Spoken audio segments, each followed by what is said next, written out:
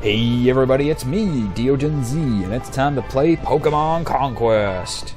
Today we will be conquistadorian all over Avia and taking out the flying team of Nobunaga's army. That will do it for this segment of Kingdoms to take over, so this will be the last kingdom we need to claim before we enter the final northern section of Ransei and maybe get a hint as to what the legendary Pokemon is, because I've heard many a rumor and myth that you're able to see the impression of the Pokemon who created Ransei in the landmass. You're Diogen Z, right? The one who's too dumb to see that there's no point in fighting against Nobunaga. Masamune, please. Can't you see that there's a lady present? You can't talk like that. My lady, looking at your beautiful face. Why, I feel like I'm floating above the clouds.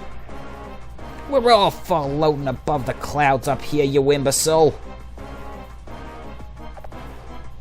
I've had enough of this. I'm going to the battlefield. Don't keep me waiting.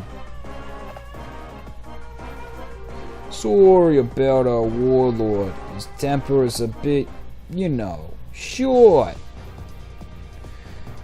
So we take on the short-tempered Masamune and his flying friends. Let's wrap this up.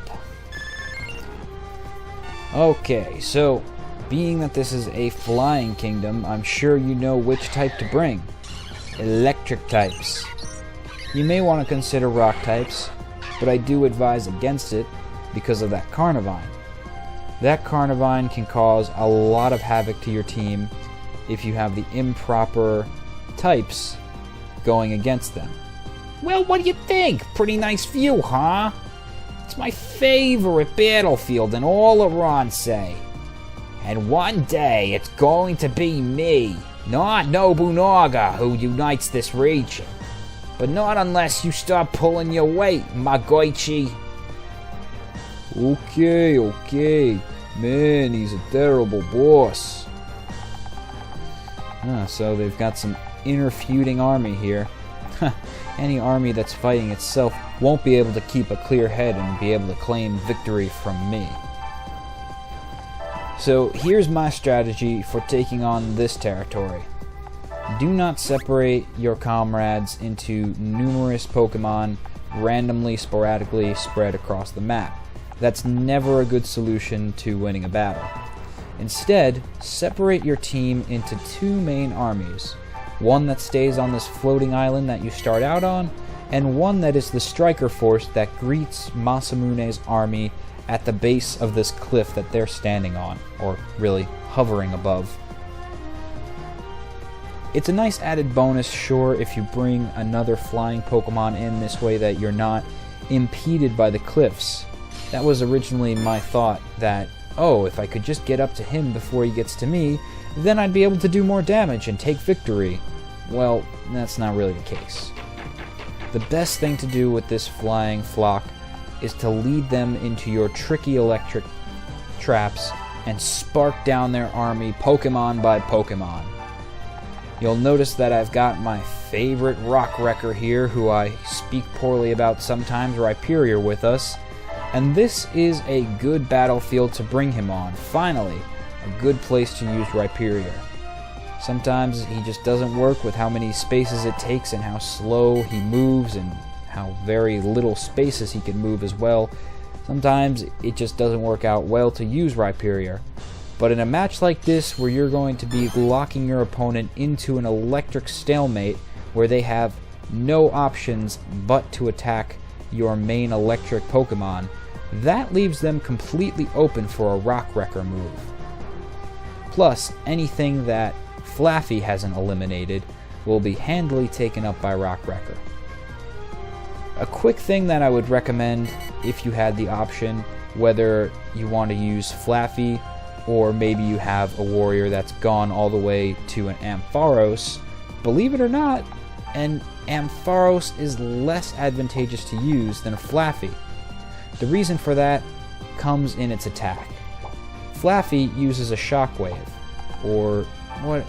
When I go to attack with Flaffy, I'm going to have to read what its actual attack is, but it does that shockwave attack. If it's not shockwave, I do apologize for my clerical error. But with that, it's got an entire box radius around it that if anything is in that box, diagonally or next to it, whatever, then that Pokemon is going to be struck with lightning force. But with Ampharos, it's sort of similar to how Rhyperior's Rock Wrecker becomes very annoying, because you can't get far enough away from your opponent to actually launch a move. I believe that Ampharos, in order to launch Thunder, takes 2 spaces. Anything less than that, it's not going to do well. So with a top speed, I'll show you what I mean. And use Discharge. That's what it is. Okay. Not Shockwave, but Discharge. You understand what I'm saying here. Sends out a massive Shockwave that will really disturb the opponent to their spine. Oh, come on. Rhyperior, I bring you along not to miss, but to freaking take his team out. Jeez, let Kenshin show you how it's done. Saiko Cut! Perfect. You see that? Kenshin didn't miss. You want to step up the game a little bit more? Alright, can't complain. At this stage, since we've already eliminated 2 of their Pokemon, victory for them is slim. You can see the trend of how this is going, but you need to trick your opponent into your trap. This battle can go disastrously if you try to do it another way. I really have tested out many strategies of going around the map, trying to split up and bifurcate many different places to try and attack different points and make less pressure on others, but it just does not work out for me. Really, the best thing, the best success rate that I've had is this tactic here, is getting your opponent to come to you. Just because you sit around a turn does not mean that you're wasting time or that you're not using and maximizing your spaces to the fullest. Sometimes it's better not to move, and that's an important strategy to keep in mind. That's kind of like the idea, the stigma that people have to get over when first entering into the metagame of the main RPG, that somehow switching out your Pokemon is somewhat of a retreat, is somehow a recoil, but when in all honesty it's absolute strategy that's necessary, and if you didn't have the switch option, it just wouldn't be the same game. So likewise, standing still, letting your opponent come to you, and not being taken advantage of by the opponent's map, which can oftentimes happen because, well, obviously the opponent has the home field advantage, that's sometimes the better thing to do. This is definitely one of those maps. Sometimes you gotta go all out. Sometimes you gotta bring it to them. Gotta hit hard and fight strong. But here you can fight strong in a defensive manner. Now destroy him! You gotta be kidding me, Rhyperior. Are you even gonna do damage once? Oh, why did I do that? I could have attacked that Carnivine too. What? I'm a fool. You see, you get me so frustrated sometimes, Rhyperior. I miss out on optimal opportunities for my Gallade to strike just because you are so shitty with your accuracy. Thanks a lot! We'll stand our guard. Fine, I'm happy with a miss and a miss. I can accept that. If you have the options, take out, of course, Masamune's Pokemon first. That Wargull is vicious, and it will take down many of your team by just using Fly. We don't even really have to move. Flareon here.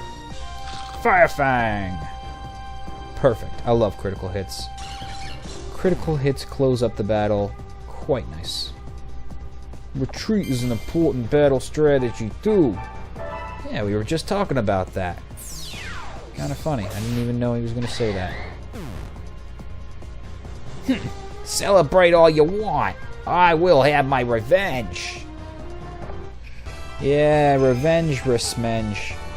You're not gonna get nothing if you can't build up your army better and stop the internal strife that you've got going on. You need a real team! A family, if you may.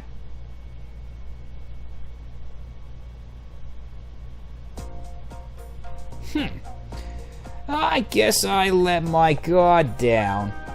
I won't go so easy on you next time, Diogen Z. Are you really going to go back to Nobunaga, Masamune?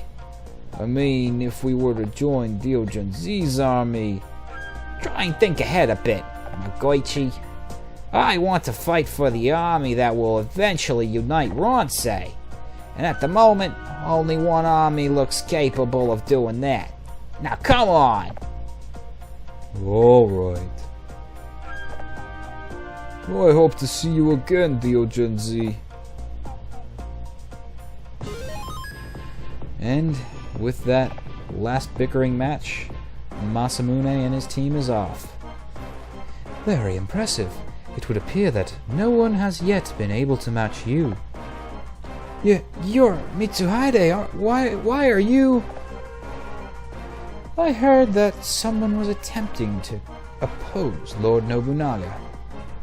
I decided to come and see for myself who would do such a thing.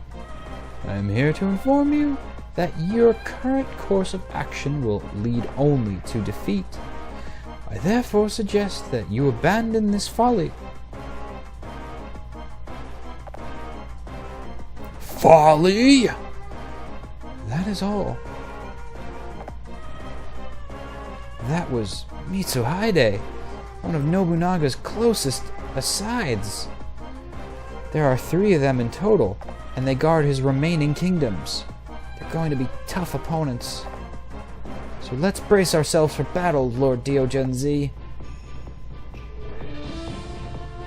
So that Mitsuhide guy thinks he can threaten us. Tell us not to oppose Lord Nobunaga?